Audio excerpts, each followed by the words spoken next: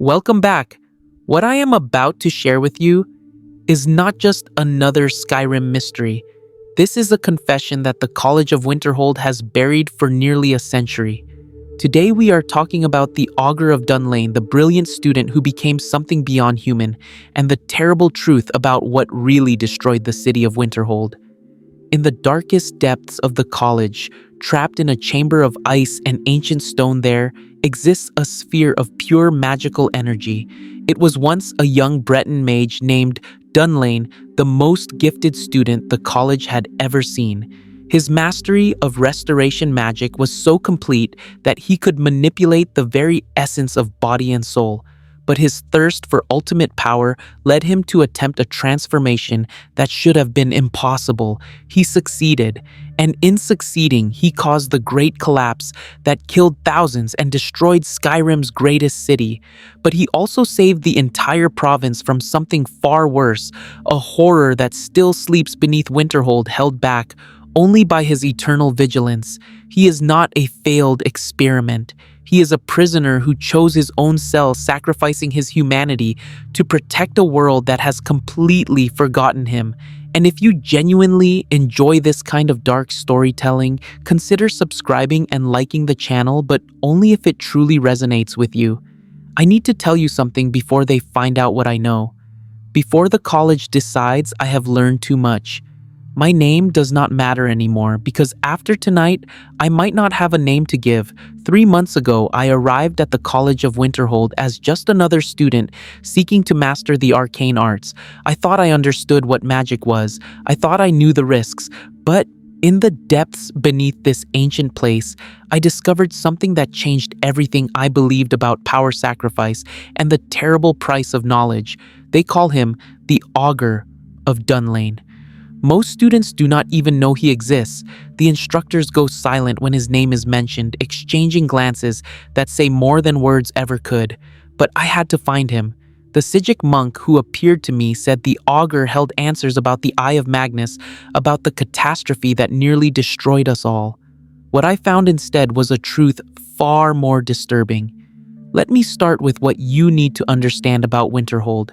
79 years ago, this city was the jewel of Skyrim, rivaling even solitude in power and prestige. Thousands of people lived here. Grand buildings lined streets that bustled with merchants, scholars, and nobles. The college stood as it does now, but it was surrounded by a thriving metropolis, not the frozen wasteland of ruins you see today. Then came the year of storms. For months, the Sea of Ghosts churned with unnatural fury. Waves like moving mountains crashed against the cliffs. The people of Winterhold watched their city erode piece by piece, district by district.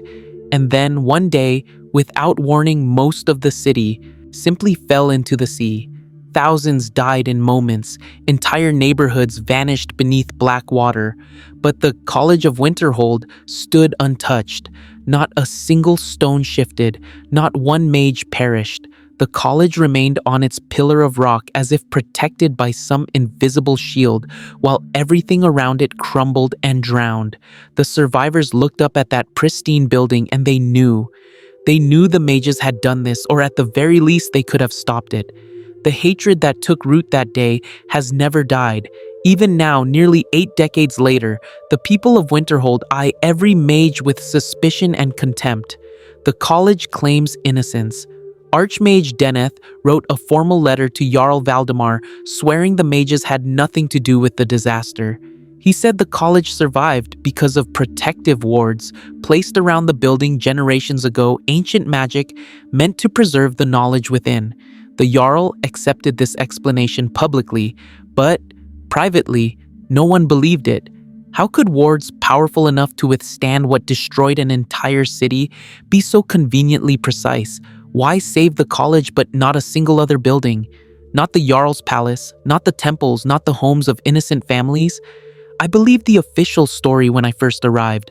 The mages told me the Great Collapse was a natural disaster, perhaps a delayed consequence of the Red Mountain eruption in Morrowind over a century earlier. Volcanic activity can have far-reaching effects, they said.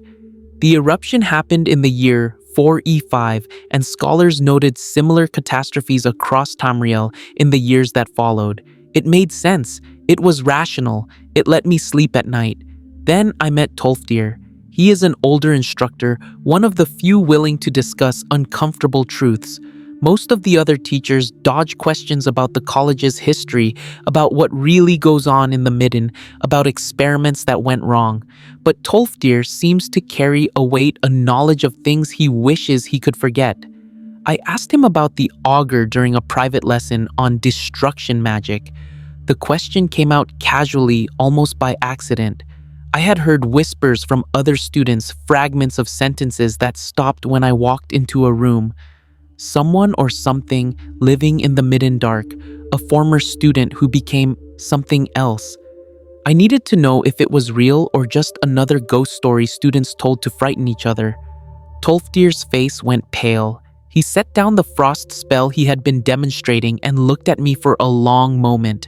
Then he said something I will never forget. He was a brilliant student, an accomplished wizard, delved into magic in a way none had seen before, but I think he became too focused on just how much power he could acquire. That is what led to the accident. The way he said accident, like it was not an accident at all. Like it was something inevitable, something the student had been racing toward from the moment he first opened a spell book. I pressed for more details. Tolfdir hesitated, then told me the student had been especially gifted in restoration magic, not just healing wounds or curing disease. This student could manipulate the very essence of body and soul, bending the fundamental forces that separate life from death, flesh from spirit. He mastered spells others could barely comprehend. What happened to him? I asked. Tolfdir looked toward the window, toward the frozen sea beyond. He is still here, still in the Midden. If you truly need answers about the eye, you will have to go down there yourself. But I warn you, what you find may not be what you are prepared to accept. That night, I could not sleep. I kept thinking about what Tolfdir said. A student so brilliant, so powerful, still trapped beneath the college after all these years. What kind of accident could do that? What kind of magic could transform someone so completely that they remained neither dead nor truly alive? I decided to find out. The entrance to the Midden is not hidden. A simple wooden trapdoor in the Hall of Countenance leads down into darkness. Most students avoid it. The Midden is where failed experiments are stored, where dangerous artifacts are locked away, where things the college would rather forget gather dust in the shadows. I had been down there once during my first week, just far enough to see the ice-covered walls and scattered bones before fear drove me back up the stairs. This time I went deeper. The tunnels twist and branch a maze of ancient stonework that predates the current college by centuries. Ice clings to every surface, and the air carries a smell like old parchment and something else, something I could not identify. As I descended, I began to feel a pulse, a rhythmic throb of magical energy that seemed to come from the stone itself. I passed abandoned chambers filled with rusted cages and broken alchemical equipment. I saw bone piles arranged in strange patterns on the floor, geometric shapes that reminded me of the totems I had seen in Forsworn camps. The Forsworn are the ancient people of the Reach, practitioners of dark magic tied to hagravens and old gods. What were their symbols doing here beneath a Nordic mage college? The pulse grew stronger as I approached a heavy wooden door deep in the Midden dark. Magical energy radiated from beyond it so intense I could feel it on my skin like static before a lightning strike. A voice spoke directly into my mind, bypassing my ears entirely. "Turn back. What lies beyond this door is not meant for you."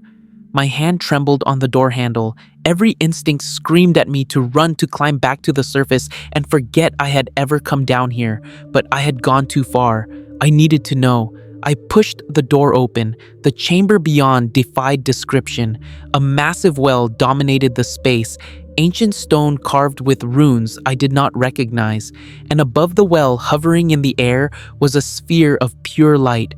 Blue-white flames writhed and twisted, forming shapes that almost looked like reaching hands, like a face screaming silently, like energy. given terrible consciousness. I am that which you have been seeking. The voice filled my skull, not words, but meaning translated directly into thought. I staggered backward, my own magic flickering and dying in the presence of this thing, this impossible being. What are you? I managed to whisper. I am the Augur of Dunlain. I am what becomes of those who seek power without understanding its cost. I am magic itself, unbound from flesh, fused to the very essence of this place. I forced myself to look directly at the sphere. Within the flames, I thought I could see something, a shadow of what had once been human. A young man's face, distorted and stretched, locked in an expression between ecstasy and agony. You were a student here, I said, a Breton from Dunlain Falls in High Rock. You studied restoration magic. What happened to you? The sphere pulsed, and the temperature in the chamber dropped. I sought to transcend the limitations of flesh, to become one with the magical currents that flow through all things. I succeeded beyond my wildest dreams, and I have paid the price every moment since. How long have you been down here? Time has little meaning when you are no longer bound by mortal perception, but by your reckoning, I have existed in this form for 79 years. My blood turned to ice. 79 years, the exact amount of time since the Great Collapse, the disaster I breathed, the city falling into the sea. That happened when you transformed, did it not? The Augur's response was not an answer, but another question. What do you believe happened that day? Do you think a student's failed experiment could destroy an entire city? Or do you think perhaps something far more deliberate took place? What do you think really happened here?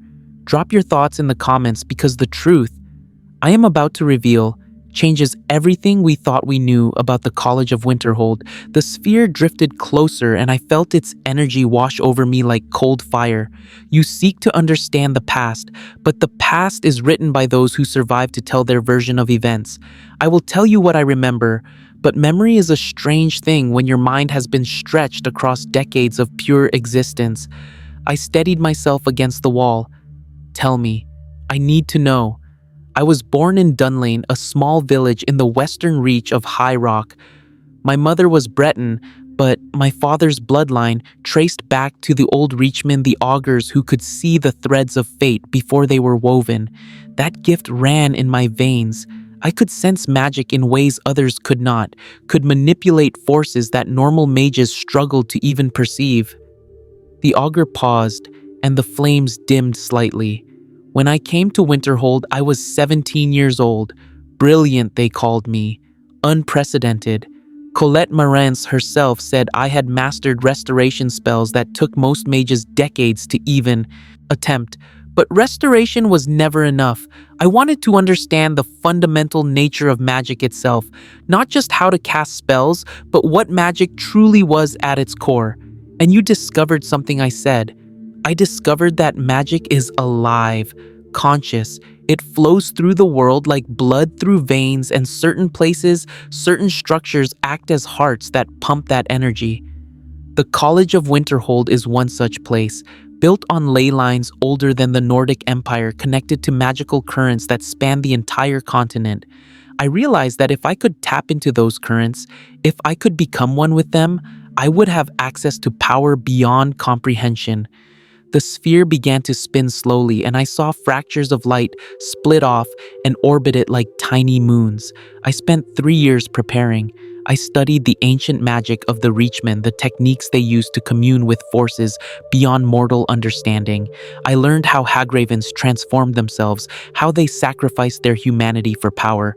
But I would not become a monster. I would become something greater. I would become magic incarnate. The ritual required preparation. The augur continued, and I could feel the weight of centuries pressing down on those words. I needed a chamber deep beneath the college, a place where the magical currents were strongest. The Midden was perfect, ancient, built by mages who understood things we have forgotten. I spent months carving runes into the stone runes from the old Reach magic, mixed with Nordic power words. I arranged bones in patterns taught to me in dreams, visions sent by forces I did not fully understand. I looked around the chamber with new eyes. The bone patterns on the floor were not random. They formed a perfect circle around the well, each fragment positioned with mathematical precision. You built this place. This is your laboratory. It was meant to be my apotheosis, the chamber where I would shed my mortal form and ascend to something greater. I told no one what I was planning.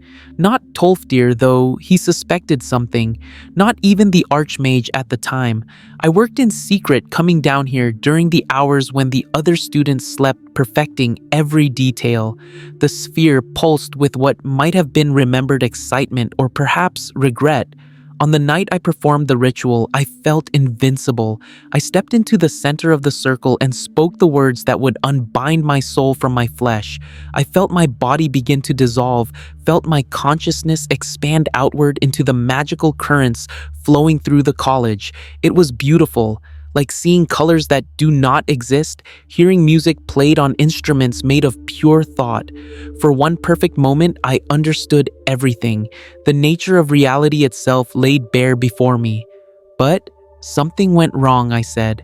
Something went exactly as it was meant to go. That is what horrifies me most.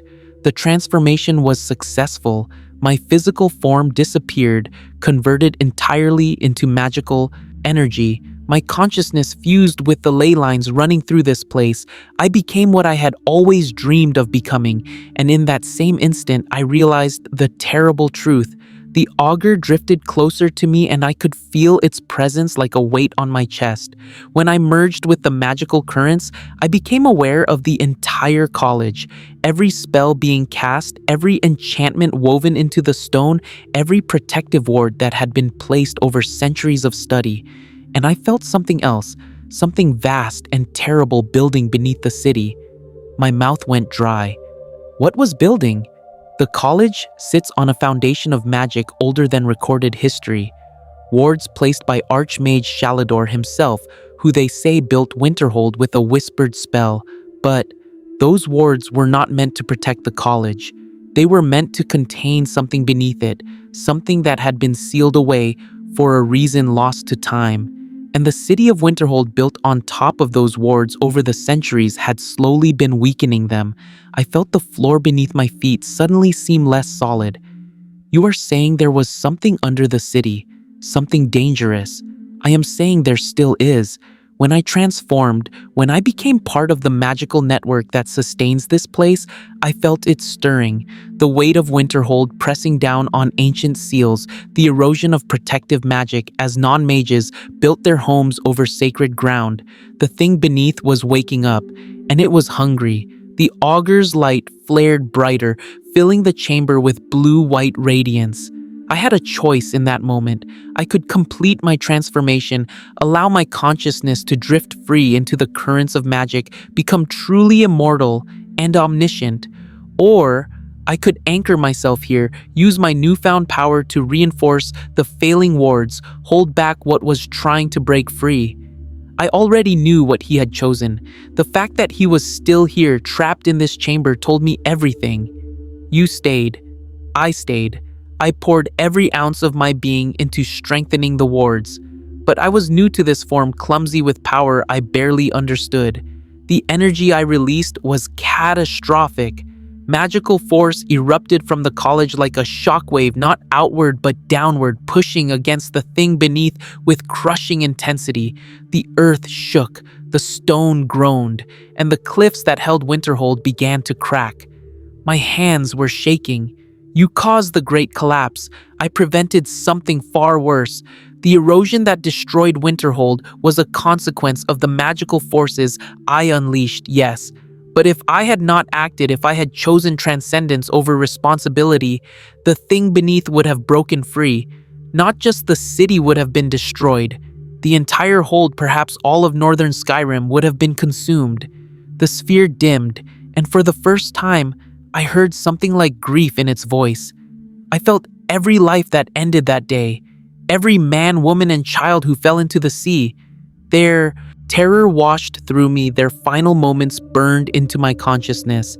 I carry them all with me, thousands of deaths, and I am responsible for every single one. I slumped against the wall, my mind reeling. The official story was a lie. The speculation about Red Mountain was a convenient excuse. The truth was standing before me, a being of pure magic that had sacrificed an entire city to save the world from something even more terrible. "Does anyone else know?" I asked. Tolfdir, the Archmage, Tolfdir was there that night. He felt the surge of power, came running to the Midden to find his most brilliant student transformed into this. The augur gestured at itself with a tendril of flame. I told him everything, showed him glimpses of what I had seen beneath the thing with too many teeth and eyes that should not exist in 3 dimensions. He understood, but he also understood that the truth would destroy the college. So, he kept your secret. We both did. Archmage Deneth wrote his letter to the Jarl claiming protective wards had saved the college from a natural disaster. The people of Winterhold blamed us anyway, which was fitting. We were guilty, just not in the way they imagined. Better they hate us for suspected negligence than know a student's quest for power led directly to their city's destruction. I thought about the hatred I had seen in the eyes of Winterhold's residents, the way they spat when speaking about the college. They will never forgive the mages. They should not. Forgiveness is for accidents and misunderstandings. What happened here was neither. I made a choice to pursue forbidden knowledge. I succeeded in ways that should have been impossible, and thousands paid the price for my ambition. The fact that I also saved countless more does not erase that blood from my hands. If you have ever wondered what choice you would make in a situation like this, tell me in the comments. Would you let a city die to save the world? Or would you sacrifice everything to save both? The augur began to drift back toward the well, and I realized our conversation was coming to an end, but I still had so many questions. "What is it?" I asked. "The thing beneath Winterhold. What is it? I do not have a name for it. The old Reachmen called entities like it the Forgotten Ones, spirits that existed before the gods, before creation itself. They are drawn to places where reality is thin, where magic pools and eddies. The ley lines beneath Winterhold created the perfect breeding ground. Shalidor knew this. That is why his wards were so powerful, why he bound them so deeply into the earth. And it is still down there. It is still down there. Sleeping again contained by the reinforced wards I maintain every moment of every day. That is why I cannot leave this chamber, cannot return to flesh, even if such a thing were possible. The instant I stop feeding power into those seals, the thing will begin to wake. Give it a few years, maybe a decade, and it would break free." The weight of that revelation crushed me. You are the only thing standing between Skyrim and destruction. For 79 years, you have been a living anchor, holding back horror with nothing but willpower. Now you understand why the other instructors do not speak of me, why students are discouraged from seeking me out. I am a reminder of what magic truly costs, not gold or time or effort, but pieces of your soul, fragments of your humanity. Every mage in this college walks a path that could lead them here to a chamber where they trade everything they are for the power to protect what they love. I felt tears on my cheeks and did not remember starting to cry. Is there no way to free you? No spell or ritual that could release you from this burden? There may be, but finding it would require the kind of obsessive study that led me here in the first place, and I will not risk another student following in my footsteps. Better I remain as I am, a warning written in light and sorrow, than inspire someone else to seek the power that destroyed me. The augur returned to its position above the well, settling into place like a sun in its orbit. You came seeking answers about the Eye of Magnus.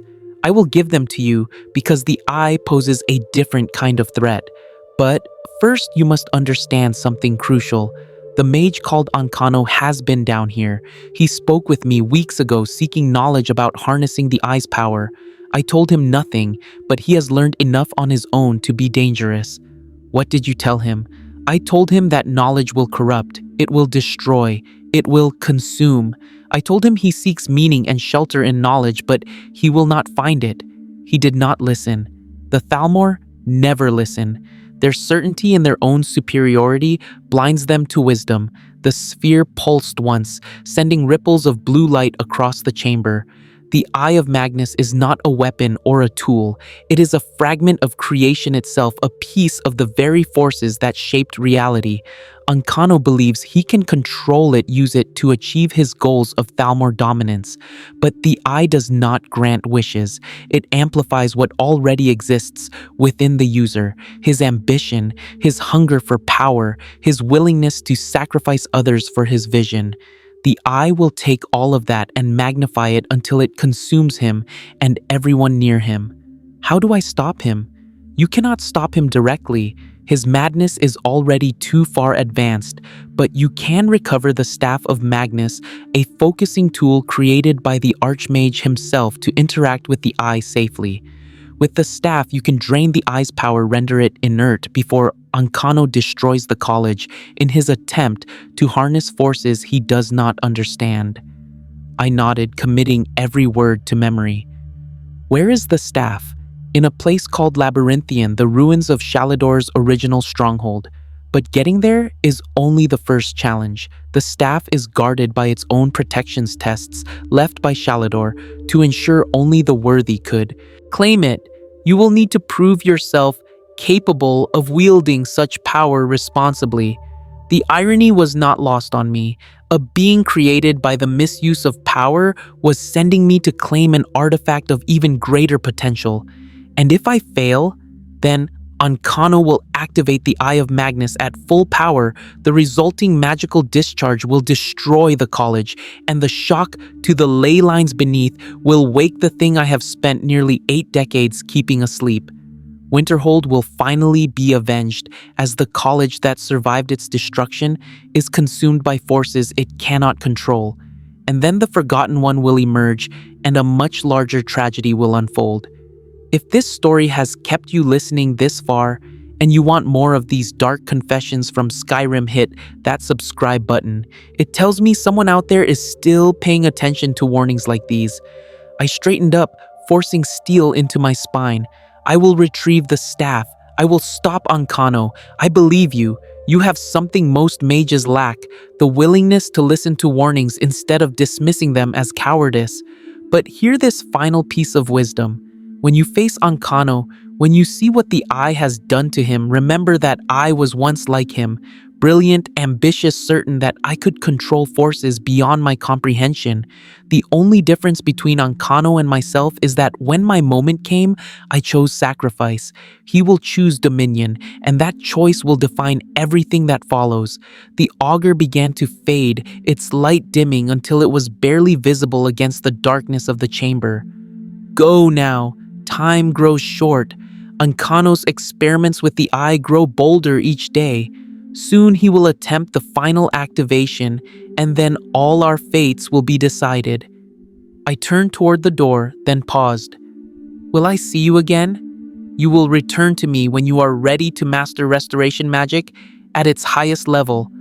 I will test you, see if you have learned what true power means. But for now, go. Save the college. Save Winterhold. Save yourself from becoming what I am. I left the chamber and climbed back through the Midden, my mind churning with everything I had learned. The bones arranged in ancient patterns took on new meaning.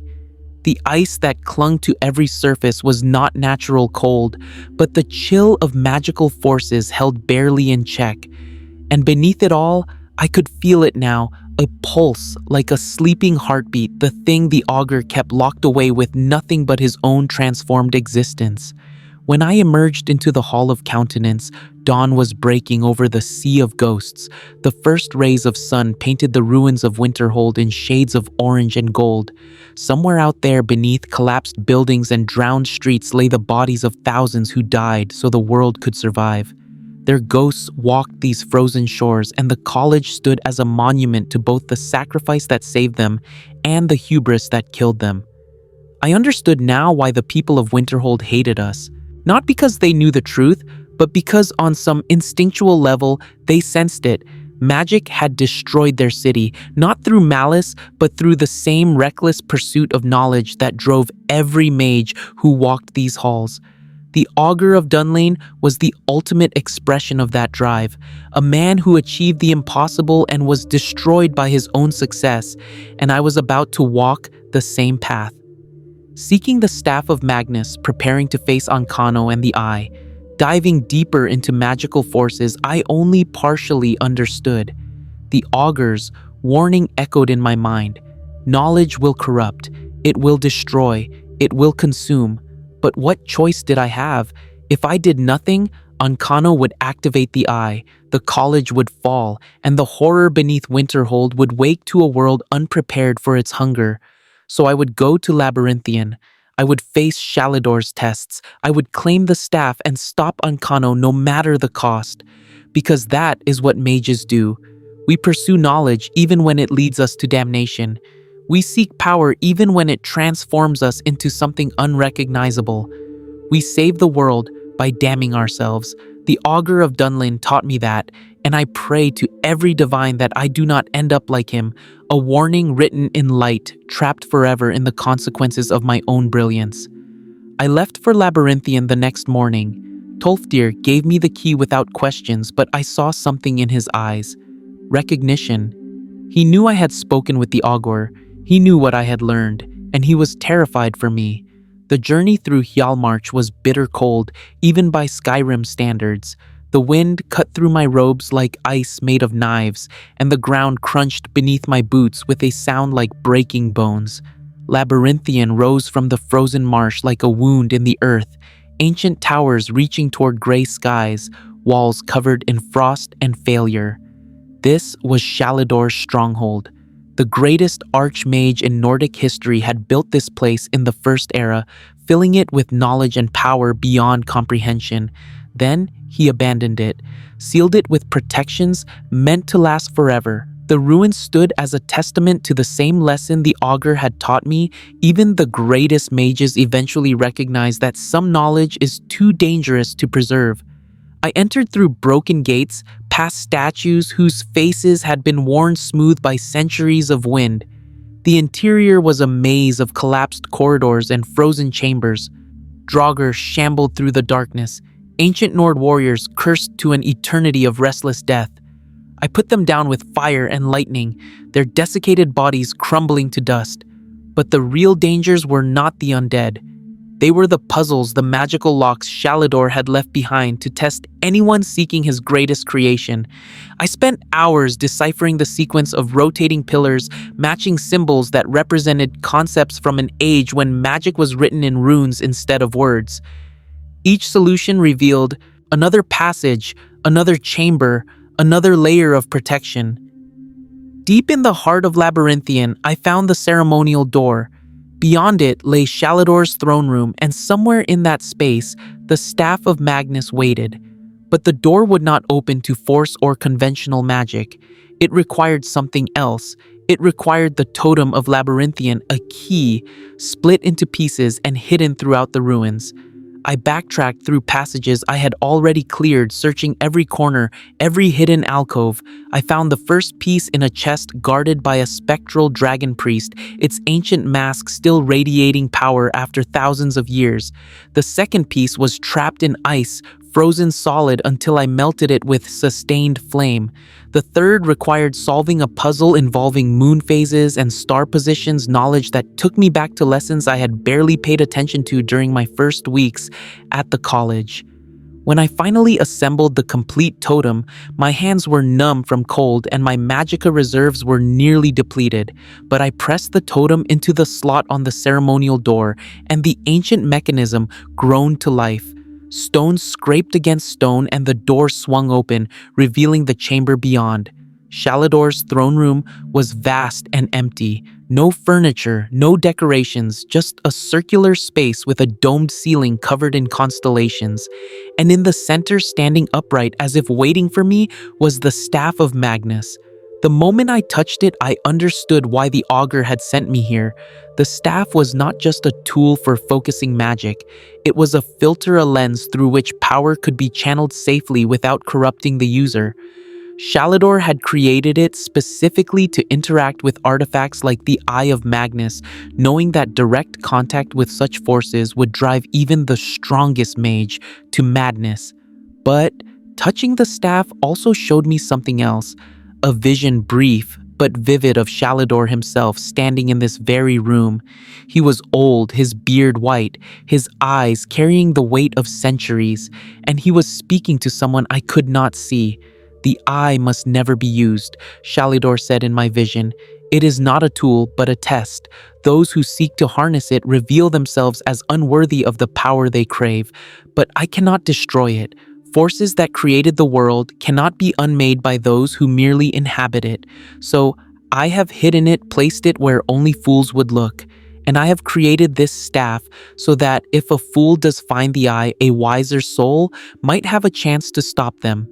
The vision faded, and I stood alone in the throne room, gripping the staff of Magnus with shaking hands. Shalador had known. Thousands of years ago, he had foreseen that someone would find the eye beneath Sarthal. He had prepared this contingency, this weapon of last resort, and hidden it behind tests to ensure it reached someone who might use it responsibly. I did not feel worthy. I felt terrified, but I did not have the luxury of doubt. I could feel time running out, could sense through some instinct I did not know I possessed that events at the college were accelerating toward catastrophe.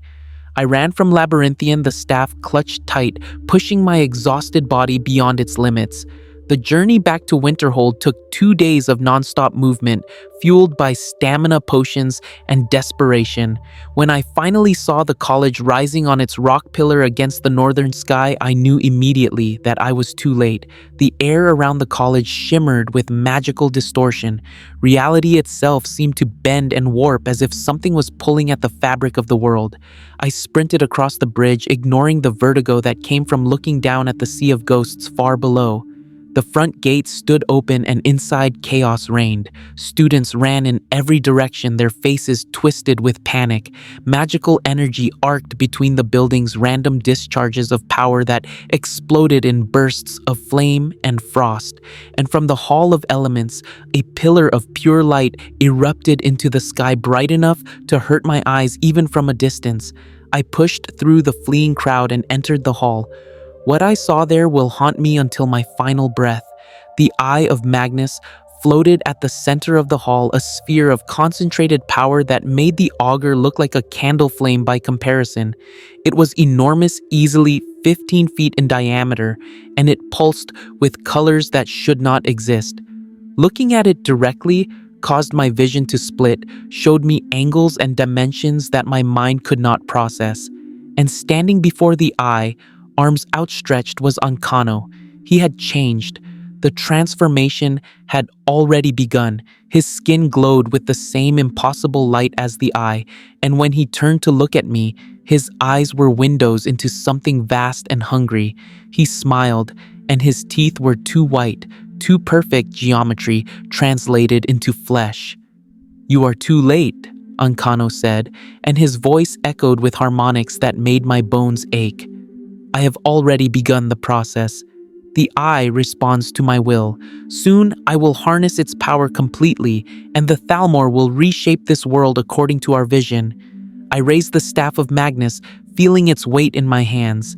"Shalador created this staff to stop people like you. The eye is not meant to be used. It will destroy you." Ancano laughed, and the sound was like crystal shattering. Shalador was a fool who feared his own potential. "I am not so weak. I will control the eye. I will become a god."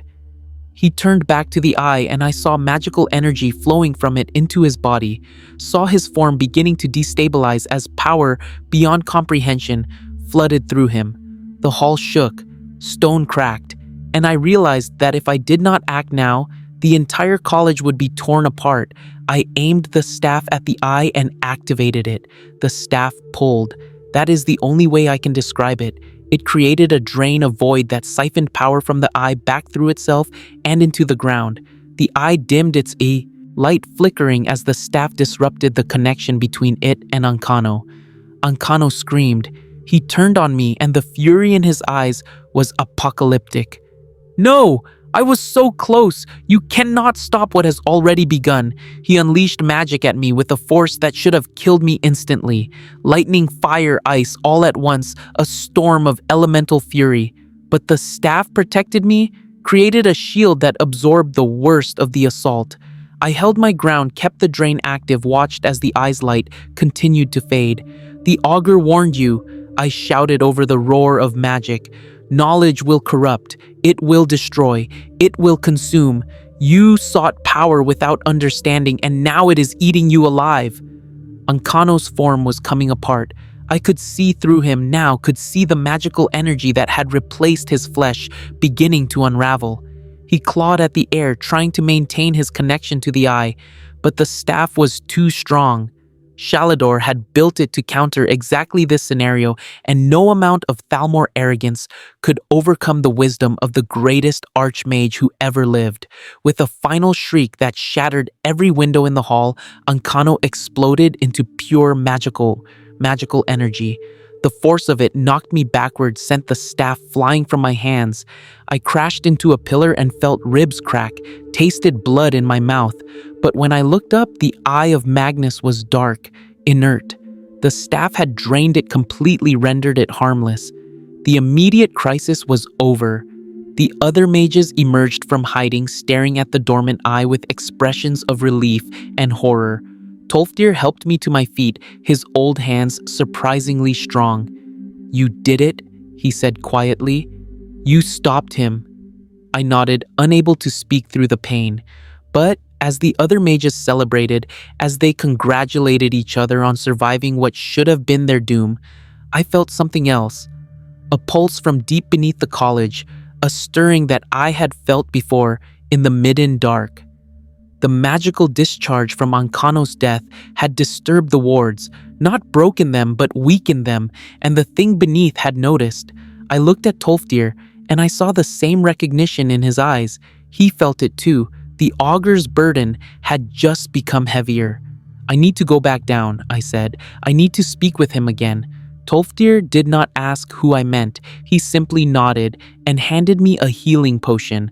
"Go, I will handle things up here." I descended into the Midden, for the third time, my body screaming with every step. The pulse was stronger now, more urgent. I could feel the augur's presence reaching out, pulling at the magical currents to reinforce what Ancano's madness had damaged. When I entered the chamber, the sphere was blazing brighter than I had ever seen it, flames writhing with desperate intensity. "You succeeded," the augur said without preamble. "The eye is neutralized. Ancano is dead." But his final moments nearly undid everything I have worked to maintain. I felt it. I gasped. The thing beneath. It is trying to wake up. It is always trying to wake up. But Ancano's transformation created a surge of power that resonated with the Forgotten One's frequency. I have contained it again, but the strain grows greater each year.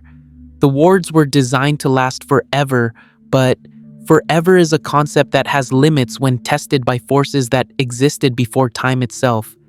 I slumped against the wall, feeling the weight of revelation crush me again.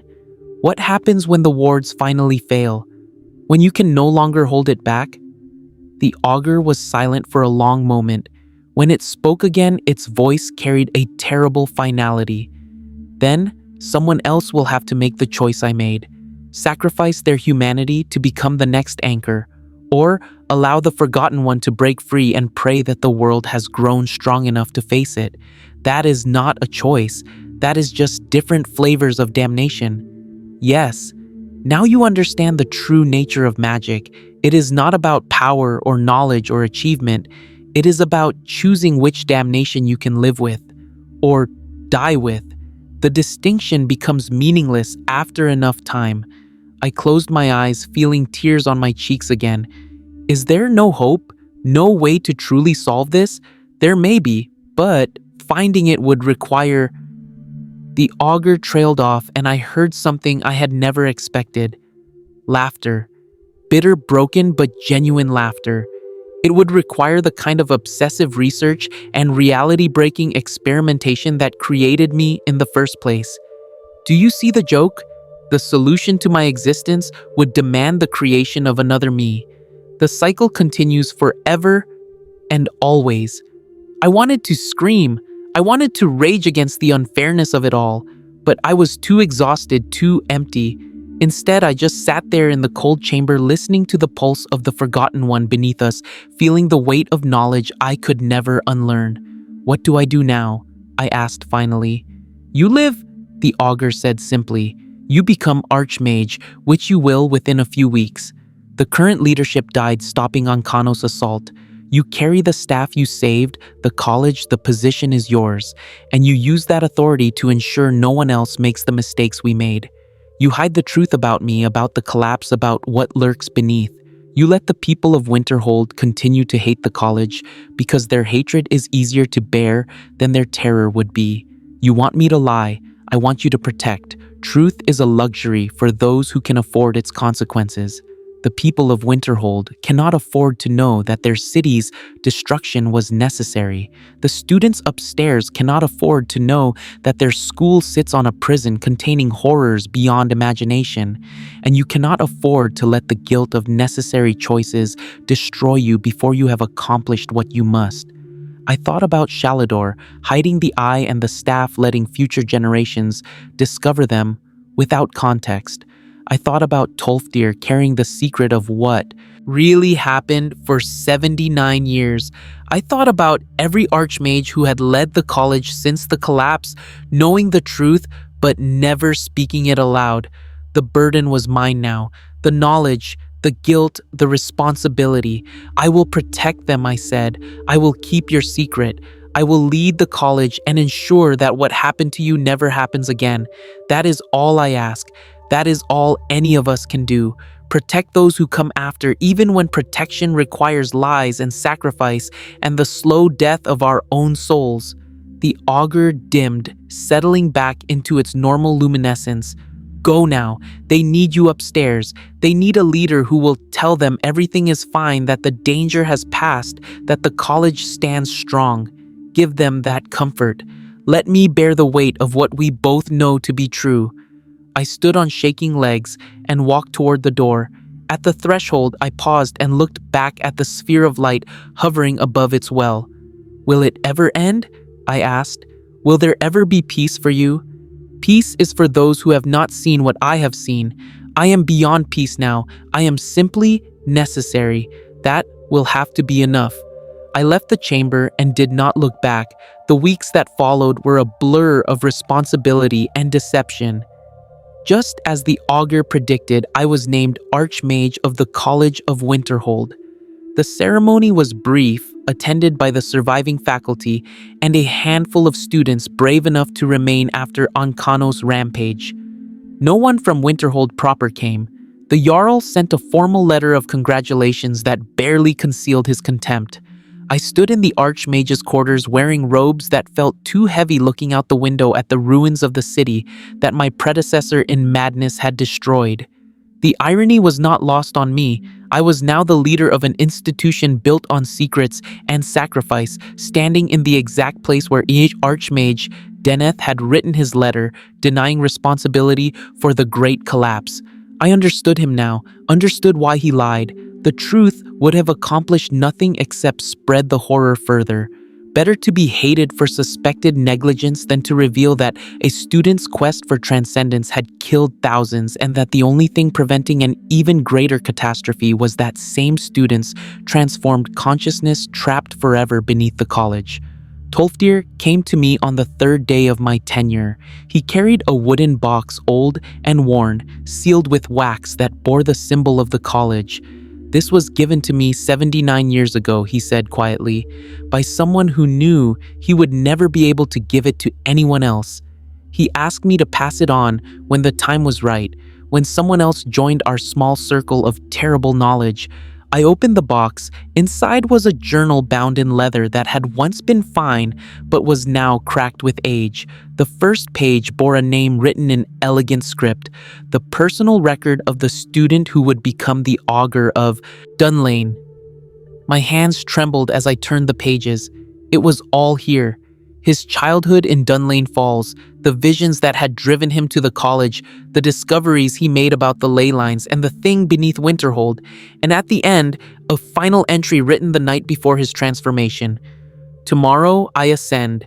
Tomorrow I become what no mage has ever been. I know the risks. I have calculated the probabilities, but I cannot stop now. To turn back would mean abandoning everything I have worked toward, everything I have sacrificed to understand. If this record is ever found, let it serve as testament to the pursuit of knowledge at any cost.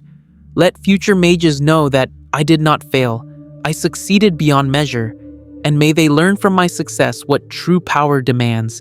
Below that, in different handwriting, shakier written in what looked like blood, were additional words I was wrong. Success and failure are the same thing when measured in innocent lives. The cost was too high. I understand that now, but understanding comes too late, as it always does. Forgive me, forgive me, forgive me. The word forgive me was repeated hundreds of times, filling the remaining pages in increasingly frantic script until the handwriting broke down into illegible scratches and finally stopped. I closed the journal and looked at Tolfdir. He gave this to you before the transformation? No, Tolfdir said softly. I found it in the Midden 3 days after the collapse. He must have written those final words after he realized what he had done. Before the guilt and horror drove even the ability to hold a pen from his transformed consciousness. I set the box aside, unable to bear looking at it anymore. Why show me this now? Because you need to understand that the Augur was not always the wise, resigned being you spoke with.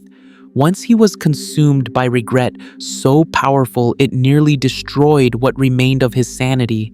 It took him decades to achieve the equilibrium you witnessed. Decades of every moment spent reliving the deaths he caused, feeling their terror, carrying their weight. Tolfdir moved to the window and stared out at the frozen sea.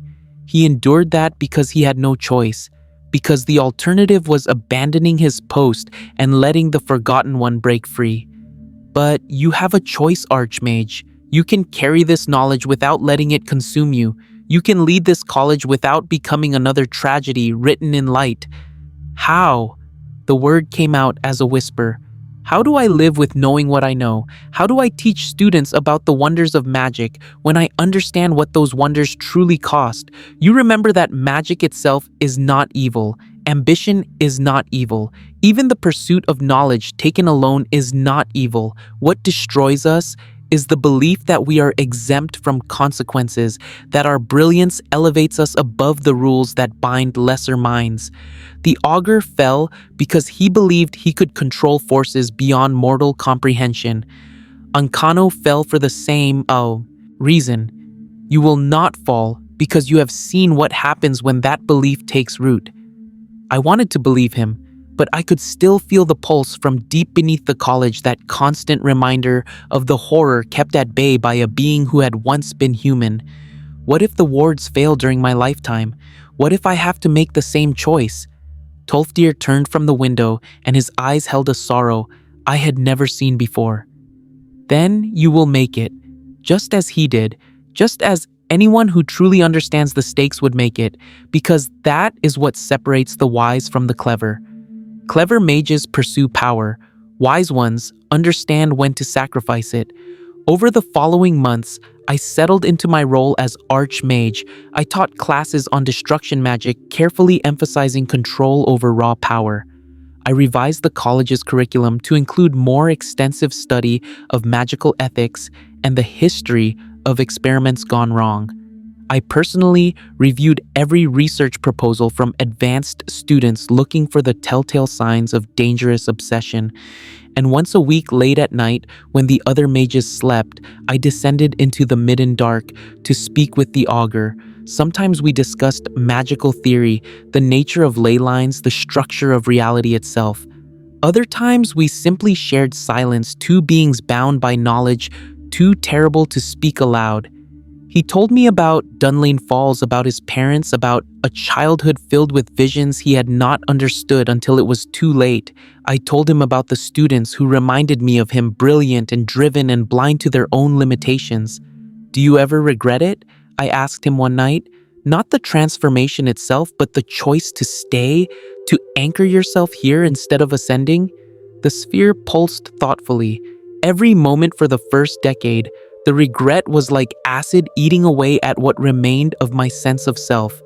I would replay that moment over and over, imagine choosing differently, letting my consciousness drift free while Winterhold fell into chaos. Sometimes I convinced myself it would have been better. Let the forgotten one wake. Let it rampage. At least then I would not carry the weight of those I killed. What changed? Time. An enormous, crushing amount of time. Eventually, the regret faded, not because I forgave myself, but because I simply ran out of ways to feel it. Emotions require a certain kind of energy, and when you are transformed into pure magic, sustaining human feelings becomes exhausting. Now I exist in a state beyond regret. I simply am, the anchor that holds, the ward that protects, the warning that remains. I thought about that often in the years that followed, about the slow death of emotion, the grinding away of humanity under the weight of responsibility.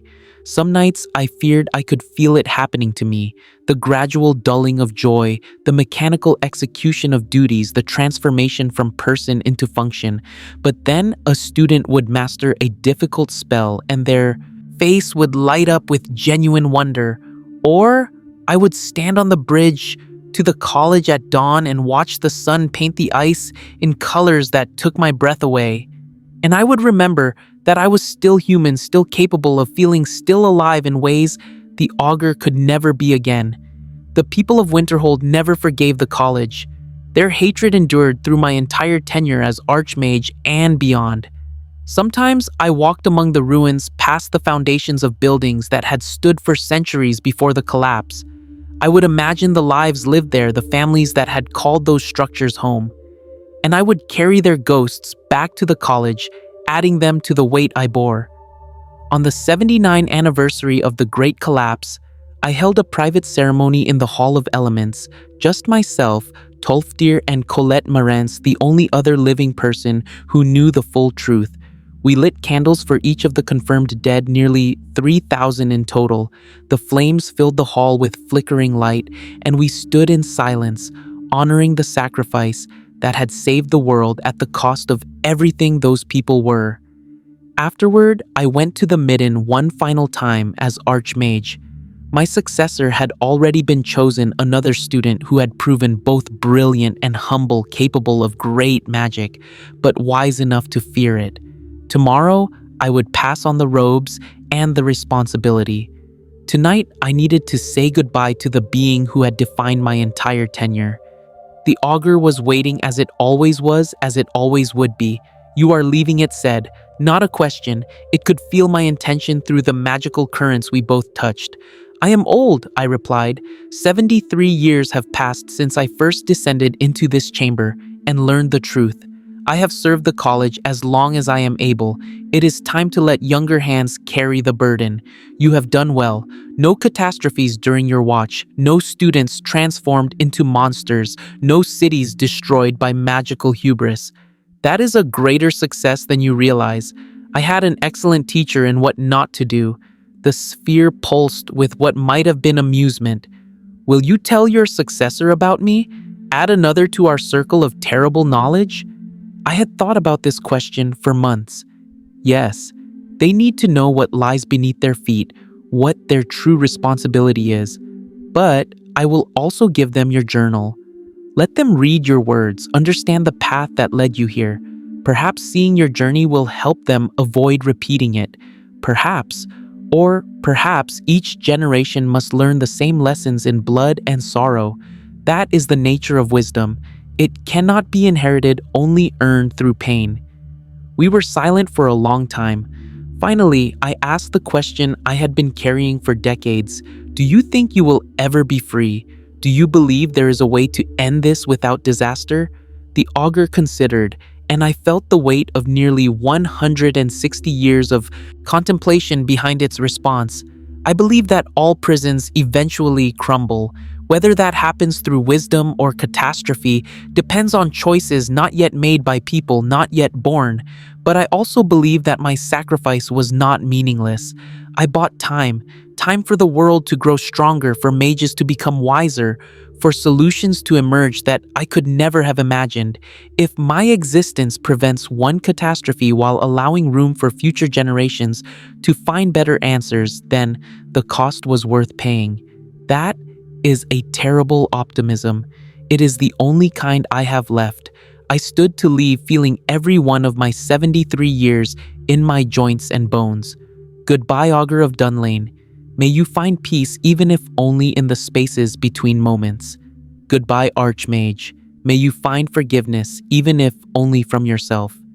I climbed the stairs from the Midden for the last time and emerged into a world covered in fresh snow. Dawn was breaking over the sea of ghosts, and the ruins of Winterhold stood silent in the pale light. I could still feel the pulse from deep below the sleeping horror that would outlive me and everyone I had ever known. But I could also feel something else. The students stirring in their beds, excited for another day of learning. The instructors preparing lessons. The slow, steady heartbeat of knowledge being preserved and passed on. The college endured, not because it was perfect, but because people like the augur had given everything to ensure its survival. I walked across the bridge one final time, my footsteps echoing in the frozen air. Behind me, the College of Winterhold stood on its pillar of rock, a monument to both humanity's greatest ambitions and our most terrible costs. Beneath it, in chambers of ice and stone, a being of pure magic held back horror with nothing but will, and the world continued unaware of what had been sacrificed to ensure its tomorrow. That is the truth about the Augur of Dunlain, not the legend of a brilliant student who delved too deep, not the myth of a failed experiment, but the reality of a young man who sought to become a god and instead became a prison guard, trading eternity for the lives of people who would never know his name. He saved the world, and the world has forgotten him entirely. That is the way of magic, the way of sacrifice, the way of those who carry terrible knowledge through long, dark years. I am old now, my time nearly finished, but I have written this account so that someone someday might understand what truly happened beneath the College of Winterhold, so that the augur's sacrifice is remembered, even if only by those who come after me to carry the same burden. If you are reading this, if you have somehow discovered this testimony, then you are now part of the circle. You know what lies beneath.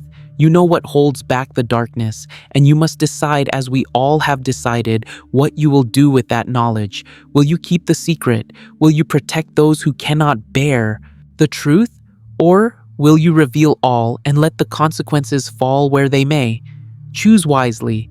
The Augur of Dunlain is listening. He always is, and in the spaces between your thoughts, in the current of magic that flows through your spells, he will know what you decide. The Great Collapse destroyed Winterhold 79 years before I arrived at the college. But it was no disaster. It was a sacrifice made by a man who became magic itself to save a world that would never thank him. And every day in the frozen darkness beneath our feet, he makes that sacrifice again and again and again, forever.